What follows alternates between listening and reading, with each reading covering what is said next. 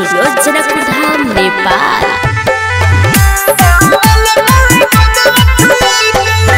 गजबे स्टाइल छोगे नया design छोगे cover के सजावट हेगे पूरा तोहरा फाइन छोगे।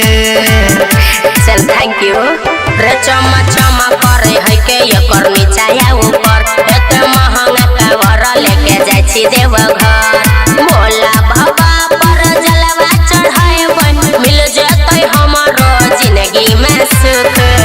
कावर के बोलावा के सोनावा करे छ बुक बुक सावन में गजबे छलुक दिल खुश कर दे रे सावन में गजबे छलुक।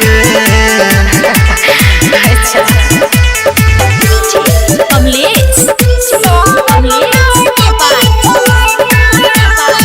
रियांस रिकॉर्डिंग स्टूडियो जनकपुर धाम नेपाल। कान्हा पका मॉडल चकई हो गेरुआ साड़ी मैच करई छ माथा में के चुनरी है गे तोहर चामा चमक करई छ।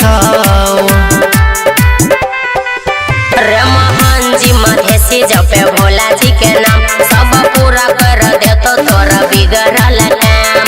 लक्ष्मी रितेश सुमन सोना कहै छौ बोले या राम चले ना रुक रुक।